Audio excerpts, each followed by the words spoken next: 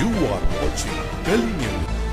भाई पैसा दिया वो मिल गया ना, उसको खरीदा होगा ना, उसको पूछो ना धन्यवाद क्यों दे रहे। उन्होंने तो कहा था अपने आत्मा को पूछ कर वोटिंग करो, तो आत्मा को पूछ कर किए कि खरीद कर किए, वो भी तो एक बार बता डालो। ये छोड़ो यार, बात ऐसी है। ये सवाल आप लोग पूछते हो तो मेरा सवाल ऐसे 15 क्यों?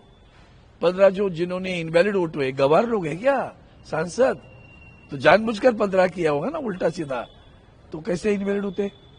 बात कैसे हुई है वोट? वो भी तो देखो वो ज्यादा सीरियस है, मुझे तो वो ज्यादा सीरियस लगता है, ये भी है। तो ये सारी जो बीज है ना, ये जो बीज बोया है गद्दारी का, उन्होंने बोया है ना बीजेपी ने। खरीदना, सरकारें गिरा देना, क्या करते? कौन सी नीति अपनाते? डराते। वो सारे गुलाम बैठे हुए, ईडी एक गुलाम है, विजिलेंस सीवीसी है, सब लोग उसी का काम में रहते हैं ना। सीबीआई वरी इसी यही काम करते हैं, उनके इशारे पे वो तय करेंगे कल इसके घर पे जाने, तो उन्होंने इशारा दे दिया चले ये धंधा है उसको, उसी धंधे पे किसी को ब्लैकमेल किया, उससे क्या लेकिन ये एक सवाल क्यों नहीं पूछते हो आप?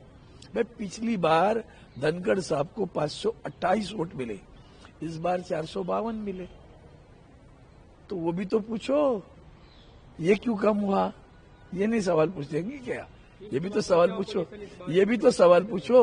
और पार्टी को पिछली बार हमें कितने मिले थे? ऑपोजिशन को 26% वोट मिले थे, इस बार 40% मिले, तो ये बढ़ोतरी है क्या कम करता है? वो भी देख लो। तो ये भी एक उसकी जो दूसरी तरफ की जो उसका दृष्टिकोण है वो भी देखना चाहिए। प्रधानमंत्री मोदी के लिए कहा कि भारत और अमेरिका एक तरह से लंबे समय से दोस्त रहे और हम नेगोशिएशन बातचीत करेंगे टैरिफ को लेकर। प्रधानमंत्री मोदी ने भी उनका स्वागत किया, उन्होंने भी कहा कि हम चलो दे रहे दुरुस्त आ रहे तो अच्छी बात है।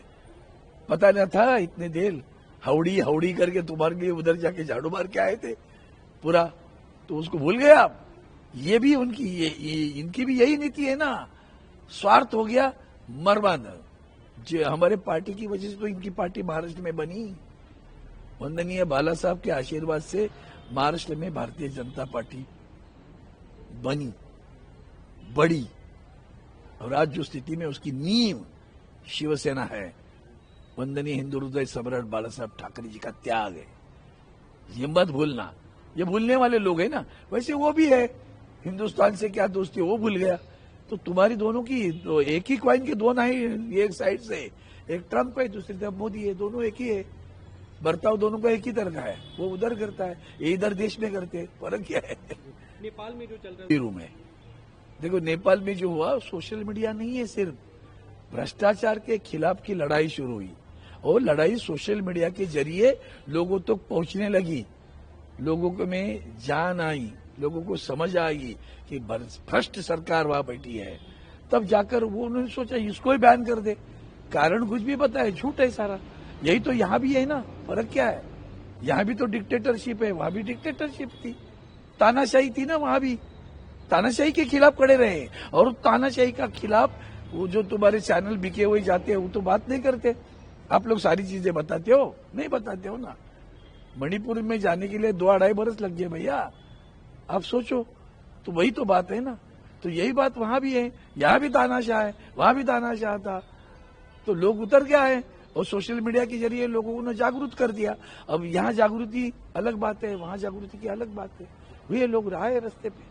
अब भ्रष्टाचार है मूलतः, सोशल मीडिया अलग बात है, बाद में आती है। एक अंतिम सवाल सर, अभी तो बिहार में जो चल रहा था SIR, चुनाव आयोग की तरफ से अब इंस्ट्रक्शन दिया गया है बिहार की सीईओ को कि आधार कार्ड को 12वें डॉक्यूमेंट के रूप में शामिल करें। उपकार कर रहे क्या? पूछो ना उसको, घुटने में थी अकल, वो नहीं शामिल कर रहे, कोर्ट ने बताया। हाँ, ये पहले बोलो। वो इतना वो अपना घमंडी घमंड से बात करता है, राजनीतिक बात कर, प्रवक्ता है भारतीय जनता पार्टी का। चुनाव आयोग क्या है? भारतीय जनता पार्टी का प्रवक्ता है। कल तक नहीं था। अरे भैया, आधार कार्ड के लिए सबसे पहले खिलाफ कौन लड़ा?